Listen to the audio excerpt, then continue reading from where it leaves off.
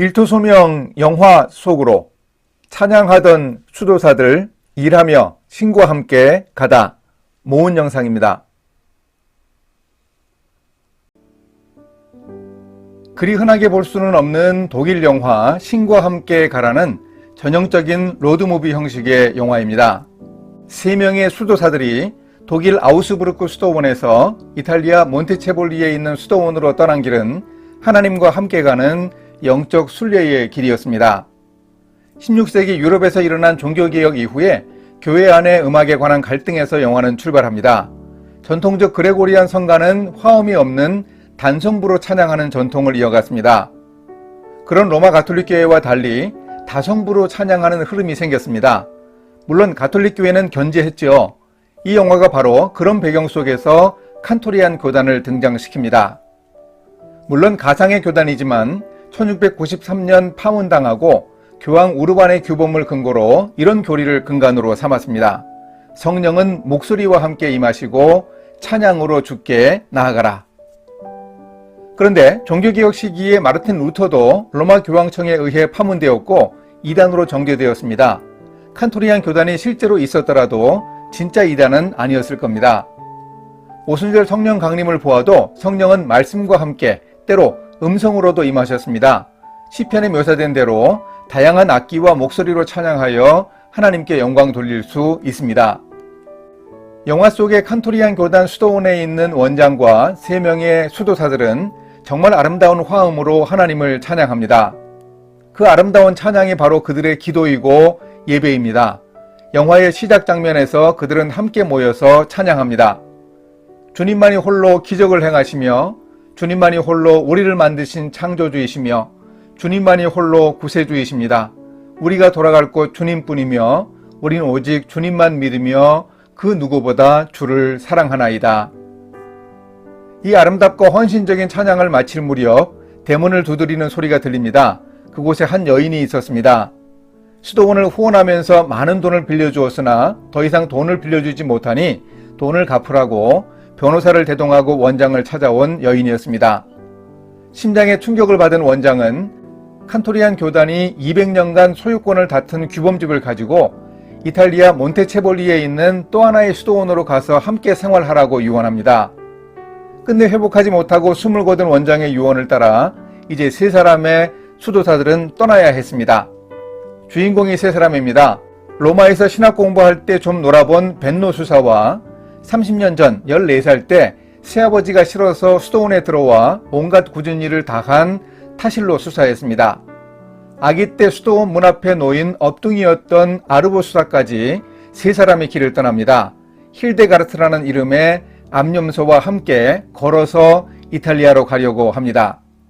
그들은 문명과 동떨어진 삶을 살아왔습니다.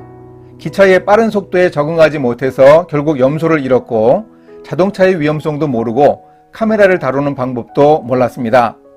전화를 하는 방법도 잘 몰랐습니다. 하지만 그렇게 순진한 수도사들에게도 유혹이라는 인생의 위기가 달콤하게 포장한 채 다가오고 있었습니다. 첫째, 세상에서 치명적인 유혹을 겪을 때 당신은 수도사들은 여성기자 키아라를 만납니다. 폐기물을 불법으로 처리하는 현장을 은밀하게 취재하러 왔다가 목적을 달성하고 그들은 함께 여행하게 되었습니다. 이탈리아까지 걸어갈 수는 없기에 키아라가 기차에까지 데려다 주기로 했으나 휘발유가 떨어져 하룻밤을 숲에서 야영하게 되었습니다. 거기서 또 한 차례 키아라도 감동하게 하는 아름다운 화음의 찬양을 들을 수 있습니다. 채석장 절벽 위에서 공명을 효과적으로 살린 찬양이었습니다. 키아라는 사귀는 남자가 있었지만 아르보 수사에게 사랑을 느낍니다. 아기 때 수도원에 들어와서 남자들과만 살아온 아르보 수사 역시 사랑 혹은 성의 유혹에 노출됩니다. 영화에서는 아르보 수사의 성적 일탈 혹은 치명적인 유혹을 잘 보여주고 있습니다. 순진하기도 했으나 그것이 유혹이고 그가 유혹에 넘어갔다는 점을 부인하지 않습니다. 또한 타실로 수사는 여행을 하다가 어머니가 계신 고향이 가까운 것을 알고 그곳에 들러갈 것을 제안합니다. 고향에 함께 갔더니 그가 수도원에 들어오게 된 원인이었던 의붓 아버지도 세상을 떠났고 연로한 어머니가 홀로 힘든 농사를 지으며 살고 계셨습니다. 그래서 결국 타실로는 그곳에 남기로 했습니다. 벤노 수사의 질책도 있었으나 화를 내면서 결국 남았습니다. 가족의 유혹이었습니다. 예수님이 나를 따르라고 하실 때 나로 먼저 가서 내 아버지를 장사하게 허락하옵소서라고 요청했던 사람과 비슷한 유혹이었습니다. 또 한 사람의 수사 벤노는 가장 연장자였고 아무런 문제가 없을 듯 했습니다. 그러나 그도 역시 치명적 유혹을 받습니다. 로마에서 함께 신학 공부를 했던 동기생 라이스 신부를 만났을 때 유혹에 넘어갑니다. 제도권 교회 안에서 체계적으로 연구된 교회 음악사를 접하며 벤노 수사는 눈이 휘둥그레졌습니다. 7년 전쟁에서 다 소실된 줄 알고 있었던 슈첸의 다프네라는 희귀악보가 눈앞에 놓여 있는데 학구파 벤노 수사가 유혹받지 않을 수 없었습니다. 그래서 벤노는 잘 간직해야 할 교단의 규정집도 빼돌리려는 음모를 꾸미고 있는 라이스 신부에게 맡겨놓은 채 그 신학교에 눌러 앉았습니다. 이렇게 세 사람의 수사들은 각각 성과 혈연과 학문이라는 치명적인 유혹에 넘어갈 수밖에 없었습니다. 세상 속으로 나온 그들의 여정은 결코 순탄하지 않았습니다. 그러면 유혹은 이렇게 수도원 밖의 세상에만 존재할까요? 영화는 유혹이 세상에만 있는 것이 아니라 교회 안에도 있음을 가톨릭 교회의 내부 모습을 통해서 잘 보여줍니다. 우선 벤노 수사의 친구 클라우디우스 라이스 신부는 돈과 명예의 유혹을 이기지 못하는 사람이었습니다. 또한 그는 친구를 이용해 규정집을 손에 넣어 가톨릭 교회의 권위에 도전하는 세력을 제거하려는 음모를 꾸밉니다. 그것을 통해 권력을 장악하겠다는 의도였습니다. 또한 영화는 교회 안의 성적 유혹도 놓치지 않습니다. 아르보 수사가 기도하기 위해 성당 안에 있을 때 한 남자가 들어와 마리아상의 발에 키스했습니다. 그런데 주위에 사람이 없는지 확인한 후 그 남자는 마리아상의 발가락에 성적인 애무를 하기 시작했습니다. 미신적인 탐욕을 한껏 드러내는 모습이었습니다. 세상만이 아니라 교회 안에서도 돈과 섹스와 권력이라는 가장 흔한 죄의 유혹이 비껴가지 못합니다. 관건은 영적 순례의 길을 걸어가며 어떻게 그 유혹을 이기느냐 하는 점입니다. 둘째, 유혹을 이기는 힘, 기도와 찬양과 말씀. 영화는 결국 세 명의 수사들이 유혹을 이기고 교단 규정집을 찾아서 이탈리아로 가는 장면을 보여줍니다. 아르보가 가톨릭 신학교 안에 눌러앉은 벤노 수사의 상황을 키아라에게 알렸고 키아라가 고향에 있는 타실로에게도 알려서 아르보에게 왔습니다. 아르보와 타실로는 벤노 수사를 다시금 돌이켜 사명을 회복하게 할 방법이 무엇인지 고민했습니다. 그들이 얻은 해답은 찬양과 기도의 추억이었습니다.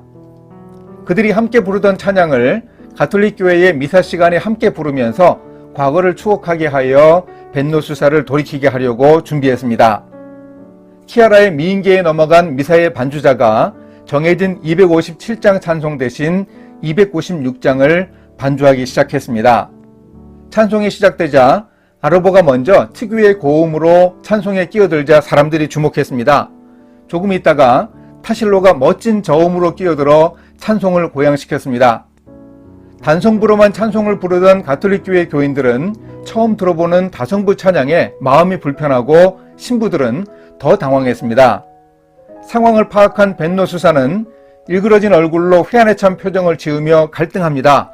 그러다가 결국 멋진 바리톤 음성으로 그 찬양에 합류합니다. 세 사람의 수도사가 부르는 멋진 화음의 찬양이 성당 안을 충만하게 휘감았습니다. 자리에서 벌떡 일어난 벤노 수사는 만류하는 라이스 신부를 뿌리치고 결국 동료들과 함께 교회 밖으로 나갑니다. 이렇게 그들은 찬양과 기도로 그리고 그 내용을 이루는 말씀을 통해 세상에서 받던 유혹을 이겨냈습니다. 아름답고 감동적인 화음뿐만 아니라 그 가사의 내용이 가슴 벅찹니다. 주의 손길 받아들이는 자라는 제목의 노래입니다. 주의 손길 받아들이는 자 희망 잃지 않으리. 고난과 슬픔에서 구원받으리. 전능하신 주를 믿는 자 굳건히 서리라. 기쁨의 순간을 알며 언제 부름받을지 알고 있으리. 주께 진실하며 거짓 없는 자 곧 선으로 충만한 인생 맞으리. 노래하고 기도하며 신과 함께 가라. 그리고 선을 행하라. 천국의 장엄함을 믿는 자 거듭나리로다. 주님께 아무 의심 없는 자 버림받지 않으리로다. 오늘 우리가 사용하는 새 찬송가 312장에 노이마르크라는 독일 사람이 작사 작곡한 너 하나님께 이끌리어라는 제목의 찬송이 있습니다. 정말 감동적인 이 찬양을 통해 세 사람의 수도사들은 다시 목적하는 방향으로 가게 되었고 그 일의 역할을 톡톡히 해낸 키아라도 깨닫는 바가 있었습니다. 하나님과 함께 노래하고 기도하며 나아가는 아르보의 숭고한 인생길과 그의 사명에 대해서 키아라도 깨닫습니다. 자신의 경솔함을 눈물로 뉘우치는 키아라는 결국 아르보를 떠납니다. 이 사람들이 가는 길, 하나님과 함께 가는 길은 이제 어떤 방향으로 전개될까요? 다음 영상에서 살펴보겠습니다. 히브리서 11장에서 선배 신앙인들의 탁월한 믿음에 대해 기록한 히브리서 기자는 긴 서신의 결론 부분에서 하나님을 기쁘시게 하는 제사가 무엇인지 설명합니다. 그러므로 우리는 예수로 말미암아 항상 찬송의 제사를 하나님께 드리자. 이는 그 이름을 증언하는 입술의 열매니라. 오직 선을 행함과 서로 나누어 주기를 잊지 말라. 하나님은 이 같은 제사를 기뻐하시느니라. 우리는 예수님을 통해 하나님께 찬송의 제사를 드리는 사람들입니다. 모인 교회에서 우리는 하나님을 예배하고 찬양합니다. 그런데 그것만으로 만족해서는 안 됩니다. 반드시 선을 베풀고 자기가 가진 것을 나누어주는 실천을 해야 합니다. 그 같은 행동이야말로 하나님이 기뻐하시는 제사라고 히브리서 기자는 강조하고 있습니다. 수도사들이 노래하던 주의 손길을 받아들이는 자라는 찬양에서도 노래하고 기도하며 신과 함께 가라, 그리고 선을 행하라고 합니다. 믿음의 실천이 중요합니다. 영화 속의 수도사들도 잃어버린 예배, 즉 삶의 예배를 회복하는 일이 중요했습니다. 어떻게 참된 예배를 찾아가는지 명확한 두 가지 대조가 영화 속에 드러납니다. 셋째, 기도와 찬양만이 아닌 일상도 거룩하다. 성당 미사에서 추억의 찬양으로 다시 마음을 합한 세 사람은 결국 그들의 목적지를 향해 갑니다. 순진한 꽃미남 수도사를 놀려먹는 젊은이들의 꿰매 빠져 술을 잔뜩 마신 아르보가 규정집을 잃어버리지만 결국 그 규정집은 한 노숙자의 도움으로 수도사들에게 돌아옵니다. 단 규정집이 쇼핑백에 담겨 돌아왔습니다. 이 별것 아닌 것 같은 소도구 쇼핑백에 담긴 규정집은 시사점이 분명합니다. 세속화가 아닌 세상 속에서 일상의 세례를 받는다는 의미입니다. 수도원 안에서 먼지만 쌓이는 것이 아니라 세상 속에서 사람들과 부대끼며 기능을 발휘하는 규정집을 암시합니다. 그리고 이 영화에 등장하는 칸토리안 교단에 현존하는 단 두 개의 수도원이 분명하게 비교되는 점을 통해 일상의 의미를 발견할 수 있습니다. 똑같은 교리를 가지고 생활하는 사람들이었으나 독일 아우스부르크에 있던 수도원과 이탈리아 몬테체볼리에 있는 수도원에 있던 수도사들은 수도하는 모습이 달랐습니다. 물론 그들의 교리대로 다성부로 찬양하면서 찬양의 기도를 올리고 성령의 목소리를 듣는 기본적인 수도 방법은 같았습니다. 그러나 이탈리아 수도원에 있던 수도사들의 분명하고도 명확한 특징이 보입니다. 그들은 일하는 사람들이었습니다. 생계를 위해 열심히 일하는 사람들이었다는 사실을 세 사람의 수도사가 몬테체볼리 수도원에 도착하자마자 바로 확인했습니다. 그곳에는 전기톱을 들고 일하는 사람, 돼지에게 먹이를 주는 사람, 트랙터로 밭을 가는 사람 등 보이는 모든 수도사들이 일을 하고 있었습니다. 찾아온 세 사람의 수도사들에게는 이 사실이 충격이었고 결국 그들과 함께 일을 하게 되었습니다. 그들은 일상의 가치와 일의 중요성을 깨달았습니다. 몬테체볼리 수도원에서는 수도사 프란체스코가 요리를 했습니다. 그래서 타실로 수사는 그와 함께 요리를 하며 즐거운 수도 생활을 할 수 있었습니다. 영화 중간중간에 이런 일상의 중요성에 대한 암시가 보입니다. 아르보가 카메라 셔터를 누르는 순간에 대해 키아라에게 순간순간이 다 좋아요. 주님은 끊임없이 이적을 행하시니까요. 라고 말합니다. 또한 타실로 수사가 어머니와 함께 집에 머물러 있으려 할 때 벤노 수사가 책망하자 이렇게 반문합니다. 당신이 먼지 낀 도서관에 박혀있던 것만큼 염소젖을 짜던 나도 주님과 가까이 있었다고 할 수 있어. 그러자 벤노 수사는 이렇게 저주합니다. 자넨 평생 멍청한 농부로 남게나. 과연 그런가요? 농부의 삶은 멍청한 것입니까? 벤노 수사는 몬테체볼리 수도원에 갔을 때 그곳 원장과 함께 토론을 했습니다. 목소리를 따르라는 교리가 과연 어떤 뜻인가? 그 해석에 대해서 논란을 벌였습니다. 과연 그가 생각하는 성령의 목소리 따르기는 무엇입니까? 벤노가 살아온 대로 그렇게 희귀악보를 찾아 찬양하고 교리를 연구하는 일만이 성령의 뜻일까요? 교회 안의 예배와 찬양만 하나님과 함께 가는 길은 아닙니다. 세상에서 일하며 살아가면서도 하나님과 함께 가야 합니다. 3명의 수도사는 몬테체볼리 수도원에서 그 중요한 교리의 적용에 대해서 배우게 되었습니다. 넷째, 하나님이 들려주시는 마음의 소리에 귀를 기울이라. 하나님은 우리에게 말씀해 주십니다. 그런데 어떤 방법으로 말씀하실까요? 아르보 수사는 갈등합니다. 누구나 날마다 선택의 기로에 서지만 자신이 원해서 떠난 키아라를 마음에서 지우라고 말하는 벤노 수사는 아르보의 마음을 잘 모릅니다. 아르보가 말합니다. 수사님은 자신이 선택해서 수사가 되었지만 난 아니에요. 그랬습니다. 아르보는 갓난아기 때에 수도원에 맡겨졌습니다. 과연 아르보가 어떻게 해야 하나님과 함께 가는 인생길을 걸어갈 수 있을까요? 쉽지 않지만 아르보를 잊으려 하고 옛 애인과 잘 지내기 위해 키아라는 애인과 여행을 떠났습니다. 그런데 키아라의 가방 속에 넣어둔 소리굽새가 공항 검색대에 걸렸습니다. 이 소리굽새는 스테판 원장이 세상을 떠나면서 아르보에게 남긴 유품이었는데 다시 아르보가 키아라에게 주었던 겁니다. 소리굽새는 새총과 같은 모양으로 된 금속으로 2갈래의 금속 사이에서 특정한 음만 내어 음을 잡을 수 있도록 고안된 도구입니다. 그 소리굽새를 보고 결국 자신의 진정한 마음을 알게 된 키아라는 이렇게 말합니다. 소리굽새는 마음의 소리에 귀 기울이라는 뜻이지요. 영화의 첫 부분에 독일 수도원에서 4명의 수도사가 불렀던 바로 그 찬양을 7명의 수도사가 함께 부를 때 역시 누군가 수도원의 문을 두드렸습니다. 그곳에 애인과 결별한 키아라가 보낸 소리굽새를 전해준 우편 배달부가 있었습니다. 아르보는 결정했습니다. 아르보는 자신의 마음의 소리에 귀를 기울이기로 했고 결국 벤노와 타실로 수사는 포옹하고 눈물로 아르보를 떠나 보냅니다. 그러면 아르보가 가는 길은 세속의 유혹에 빠져 방탕하게 되는 길일까요? 그렇게 아르보가 떠나면서 영화는 끝납니다. 그러나 그 길도 바로 하나님과 함께 가는 길입니다. 수도사들이 노래한 대로 수도사로 외롭고 힘겨운 삶을 살아갑니다. 우리가 돌아갈 곳 주님뿐이며 우린 오직 주님만 믿으며 그 누구보다 주를 사랑하나이다 라고 노래하는 삶은 거룩합니다. 수도원을 떠나 세상에서 살아가기로 결심하는 아르보 역시 하나님과 함께 가는 귀한 인생을 살 수 있습니다. 마음의 소리에 귀를 기울여 떠난 아르보는 하나님이 마음의 소원을 두고 행하게 하시는 내면의 소리를 들었습니다. 하나님의 음성은 기도하고 찬양할 때만 들리는 것은 아닙니다. 우리의 일상이 이렇게 중요합니다.